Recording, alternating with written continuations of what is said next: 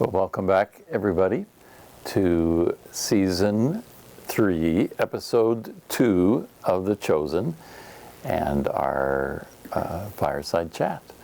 We are recording this on Valentine's Day, so if you're watching it at a later time, just realize that how sad this is for us that this is our date tonight. No,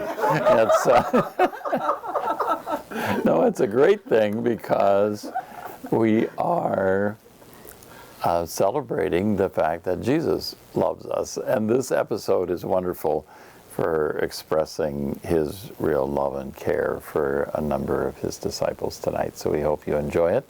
We're going to be munching on some special Valentine's Day snacks, so don't feel bad for us on this Valentine's Day.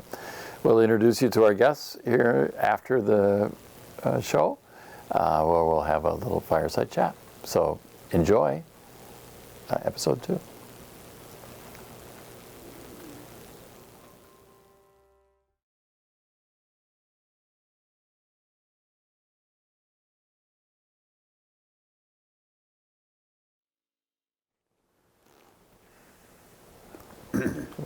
Well, I hope you enjoyed that episode, and I think it was a good Valentine's, a way for Jesus to say he loves you in all those little exchanges with those he has chosen. So we'll reflect on that, and please feel free to write your comments and join us in the discussion via your comments in Zoom, but I'll turn it over to Chris and he can introduce our guests. Our Cabrini-ite, more good Cabrini-ites, Dave and Diana Neibauer, and someone that's close to my age, Alicia.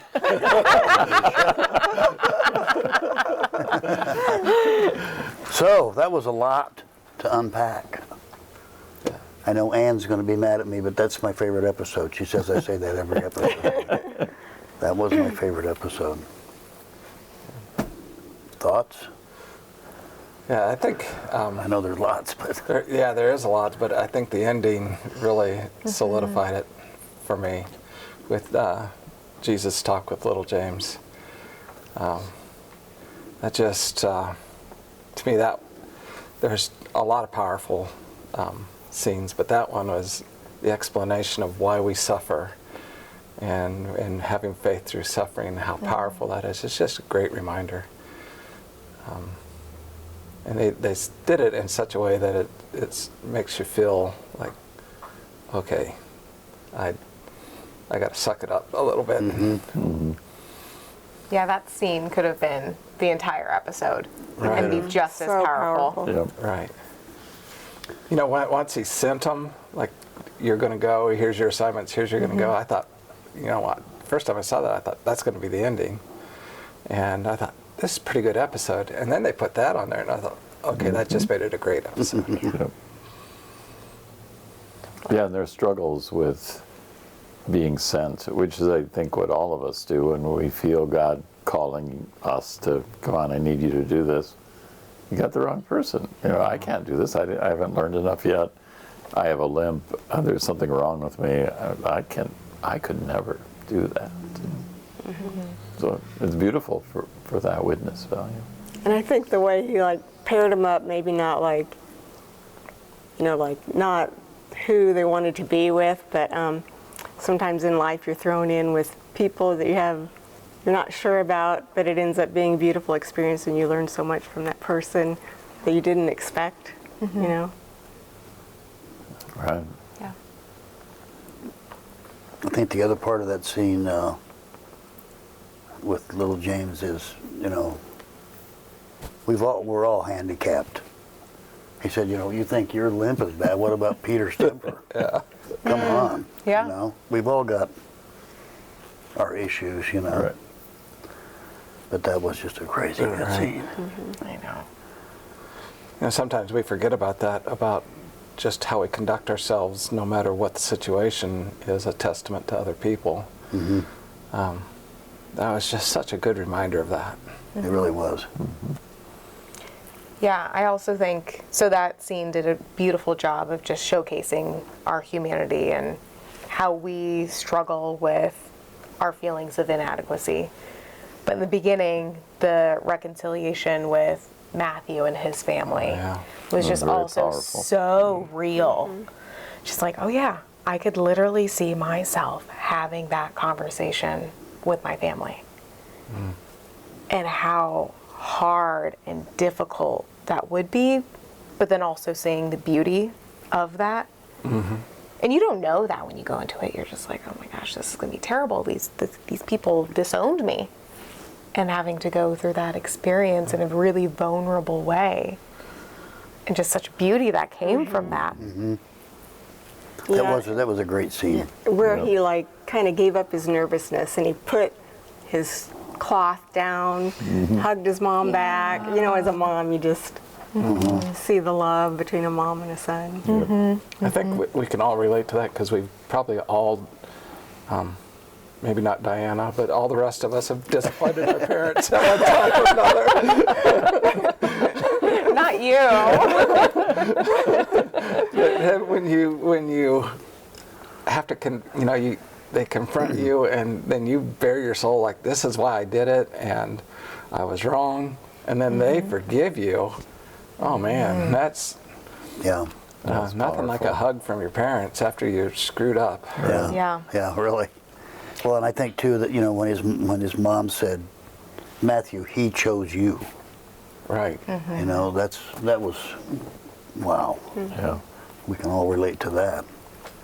I think there was a lot of good stuff in that scene. Yeah. It really was. You're right. One of the lines that touched me the most was when Matthew was kind of grappling with like what was going on in that moment. He's just like, what has changed? Like just not able to comprehend what has happened. And I think sometimes when we're influenced and like the Holy Spirit comes through us, like we can't articulate it, right? Like it's just so powerful and so beautiful. It's like, what has changed? I don't know, but look at where we've come and look at where we are. And like what a cool, powerful place to be. And when his father asked him for forgiveness too, you know, he wasn't expecting that, and very touching. Yeah. And they kind of hid from him that they were at the sermon too. You know, they didn't In the tell him. crowd somewhere. Yeah. And they didn't tell him that till after that, almost all that conversation was over. You know? But how they're transformed just with that encounter from a distance, but it's still, they were touched and changed. And, yeah. The whole series does a great job with showing how that just the encounter with Jesus is enough. That's transforming in itself. Yeah. Yep. And it's hard. I try to put myself in their position because we don't have like Father explaining all this. Like, oh yeah, here's what happened. Oh, I didn't catch that at all. They didn't have any of that. They were living it and trying to figure it out as they're living it, but yet they still keep doing whatever's guiding them is telling them to do. Trying to put that back into the historical context of what they were going through, that is, I try to put myself in that, like, I don't know what I know, like what they don't know what I know. Man, I don't know that, I mean, what they did was just unbelievable. 'Cause I remember like just going up to my first teaching job and thinking, I got to teach these kids something. These guys. Yeah, what am I going to teach them? Yeah, what am I going to teach them? I got the books. Well, I don't know. Is it going to be right? Is it going to, Yeah. And they're doing that On the fly. on the fly. And healing. Yeah.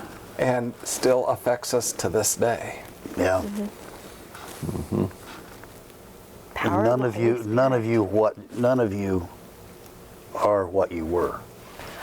Yeah. Yeah. That's a good one. Yeah. None of us are what we were. You know? I thought too, I don't mean to jump right to the end here, but I will. How Peter, I've said while we were watching it, we know why Peter is the rock. In the end, when he gets them all together in the big circle. And has them pair up with their buddy and they pray. We know now why Jesus chose him to be the leader of the group. We're seeing that transformation for Peter. He's not leading through intimidation anymore. Yes. Yes. Right. He's softened a lot. Yes. So when I first started watching, I was like, I don't like Peter. He's a jerk. Like, no way. Like, I don't understand this. He's just kind of cocky and Yeah. And I love how through each of the episodes, there's like a very gradual softening. And I think that's true for many of us. Like, as we start to encounter Jesus, there's like this very gradual softening. And there isn't, I mean, for some, not for me, but for some, there's not like this hard line of like a before and after. It's just like, things are different. What's changed? Like, I can't articulate it, but it's just so much better now. And it's really cool. Now I feel like Peter is a cool guy. Didn't think so before, but it's really beautiful to see that transformation. Yeah. He still That's a has a really long good way to go. Yeah. Yeah. I We like know the end of the story, you know, he's running away at the end. I like the relationship between Matthew and the soldier Preemie. Their little relationship, they kind of like really have compassion for each other. Yeah. He's like telling him to be careful in his travels. I'm just anxious to see how this soldier Yeah, that will be goes interesting. along. Yeah. Because I think even in the earlier seasons, you could tell he kind of liked Matthew, Right. but he couldn't act like he did. You know? Yep. That's a really good point about Peter. It's not like Paul that fell off the horse and all of a sudden it's there, you know. Like all of us, or like me for sure. Yeah. It just takes a while, you know. Yeah.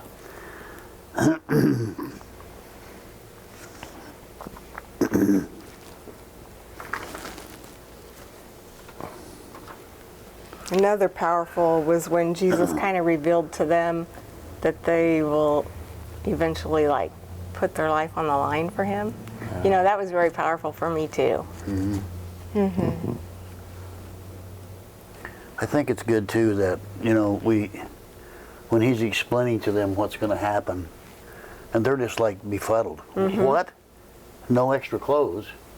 Yeah. Come on. No food? Yeah, learning to trust. Yeah, we're gonna heal people. You know, how's that? Are you gonna show us how to do that? So a modern day version of that is, so the Jesuits in their training at one point, long before ordination, one of their tasks that they're given is to journey from wherever they're at, Minneapolis, Chicago, to like LA with $25. So good luck. And you're going to trust the Lord to do that. We, in the seminary that I went to, we would do what was called the plunge weekend. So we'd take a couple bucks and spend the weekend going to a shelter or something and sleeping in a shelter. I remember the first time we did it, this other kid from Nebraska and I went out not far from the College of St. Thomas, where we were going to school, to hitchhike to downtown Minneapolis. The first car picked us up and we're in the car and he's talking to us, and so what's going on? And we had created this story while we were hitchhiking up from Nebraska and got robbed.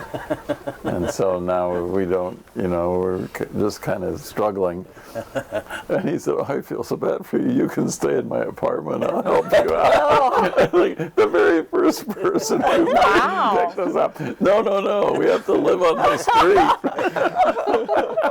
You can't help us right away. Well, you would have been a great story. You won't believe what God did for us. We had T-bone steak and beer and Hot tub. I'm sure the disciples found all that too. When they went out, they'll encounter those T-bone steaks. yeah, really. And yeah, fully rely on your Father in heaven.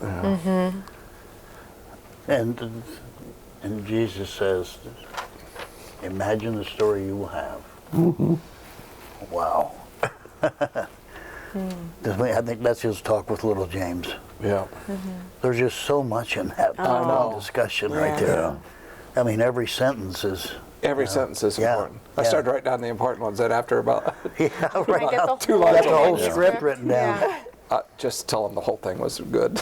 Yeah, yeah. Well, and for anybody who's watching it, who's suffering, just to be able to say, okay, the witness value that Jesus is offering me is powerful, and to trust that how you're living and talking to others in the midst of your suffering is a powerful witness. And Yeah, like Jesus said, there'll be 1,000 stories of people that I've healed. right. Yeah. But your story, wow. Yeah, like even through the prayer chain, some of the things that people have written when they're going through a trial or a really bad time in their life, and what they write and ask for prayers and how they're happy with their life, and I read those and think, my life is pretty good. And then when you hear that, when you hear them, you're thinking, that is a person of faith. Yep. That's who you strive to be like. Yeah. And we've had plenty of examples of that here in our own parish. Yeah.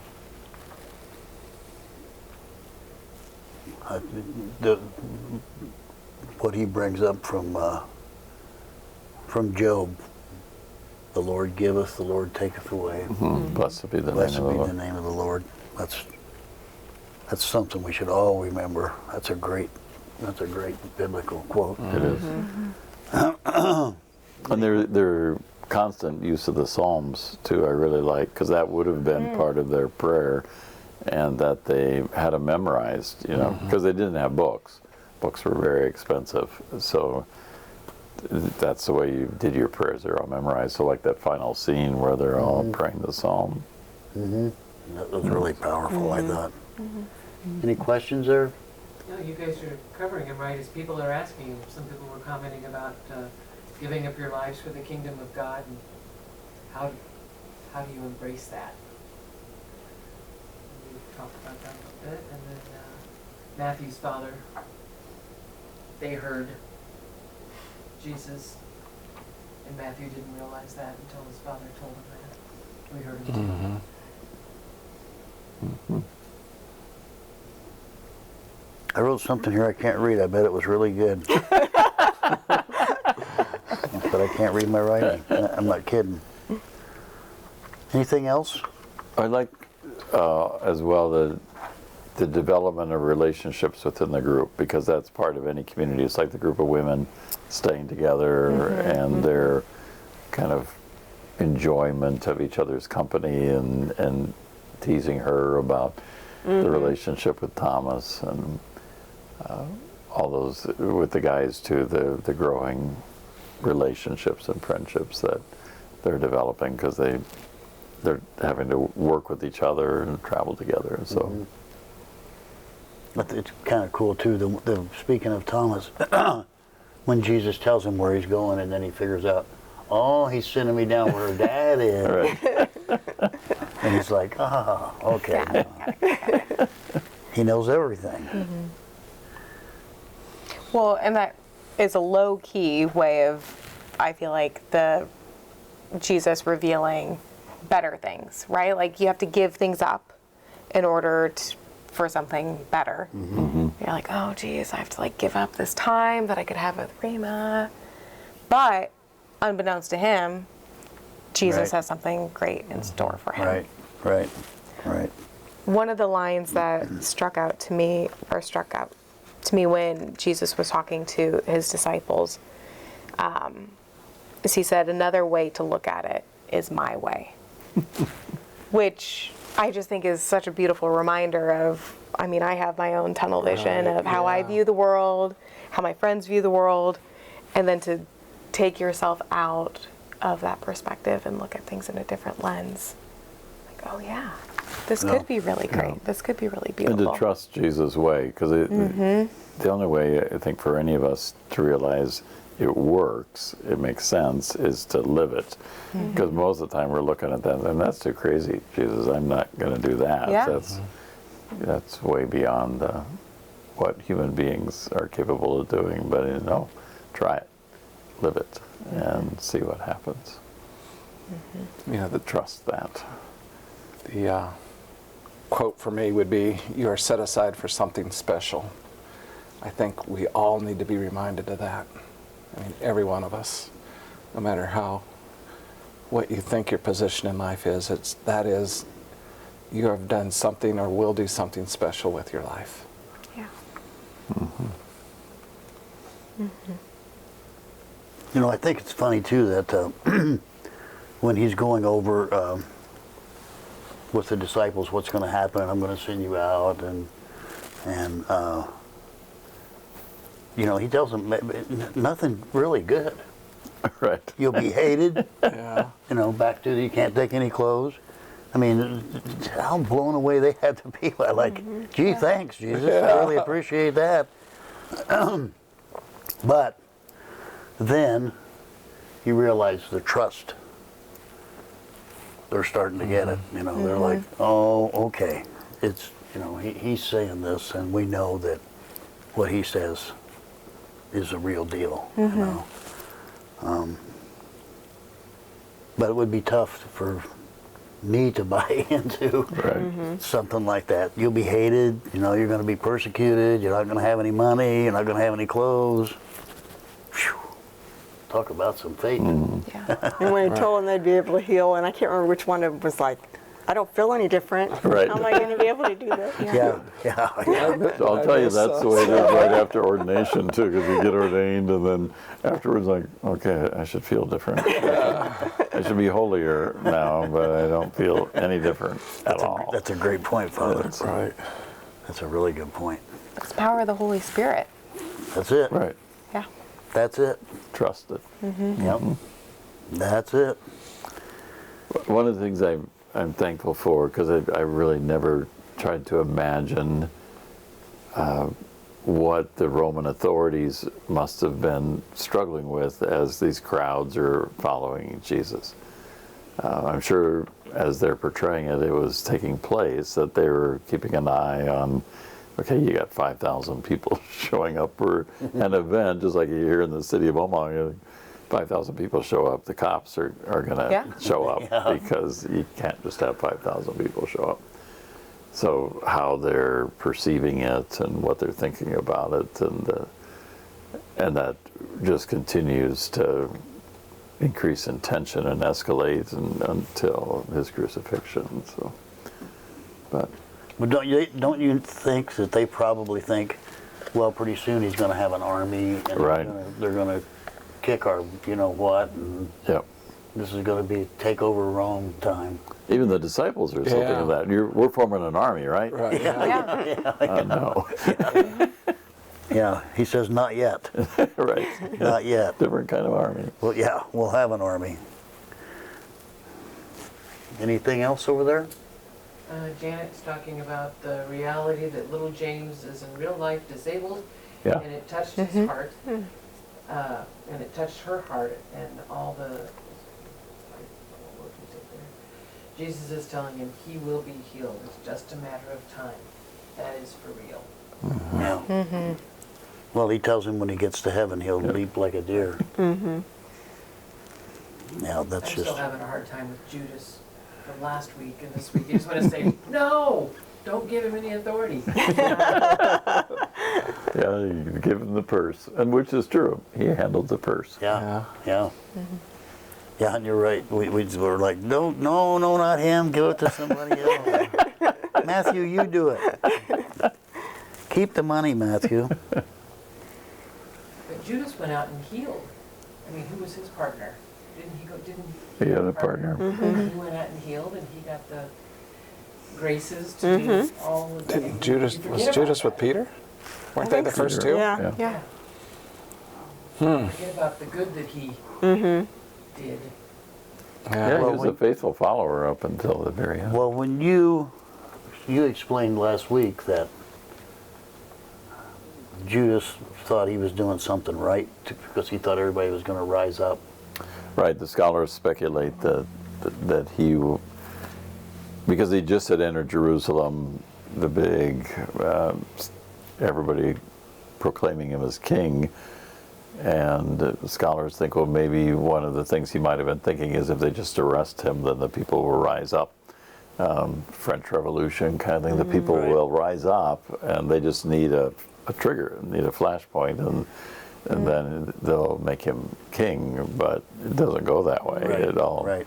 So, because the church has always said Judas's sin is despair, that he doesn't trust that Jesus would forgive him, because Peter and Judas commit the same sin. They both betray Jesus, but Peter doesn't kill himself. Peter's there and running to the tomb, where Judas, when it all goes bad, Right. he can't imagine that he could be forgiven, and Right. so he takes his own life. It's probably not, That makes me feel better about him, though, knowing that he thought he was doing something. Right. You know. Something good. Something good. That went bad. Yeah. Which is what that's every sin is a good thing gone bad, because we don't choose to sin because it's bad. We think it's good at the time. We convince ourselves, or the evil one convinces us, you need to do this. You need to tell that lie. You need to take that thing. You need to insult this person, whatever the sin is at the time, that it's good for me right now, because all these people at work are going to love this story I'm going to tell about my coworker. No, stop. That's a great analogy, Father. That's really good. Anything probably else? not coincidence then that Peter and Judas started together, and Peter and They Judas. both are betray him. Yeah. Until you said that, I never thought of it never that put way. that together. Yeah. Well, you don't think of Peter as a betrayer, but he really was. Yeah. Oh, yeah. Yeah. That doesn't come to your mind like Judas, Right. Right. Right. Well, he could see Jesus from the fire. Oh, you're one of his followers. I don't know who you're talking about. Yes, Yeah. yes, you are. You talk like him. I don't know the man. Yeah. Come on, we saw you with him. Nope, never was with him. 3 times, right? 3 times. Yeah. We good? Well, thank you all for joining us for these wonderful fireside chats. Next week, Jesus goes home, and we'll accompany him while the disciples are out healing the sick and proclaiming the good news. Thank you all for being with us. Thank you. We'll have to decide if we're going to have you back or not sometime. No, it was great. Thank you very much. Thank you. Yes. Thank you. Thank Thank you. Thanks.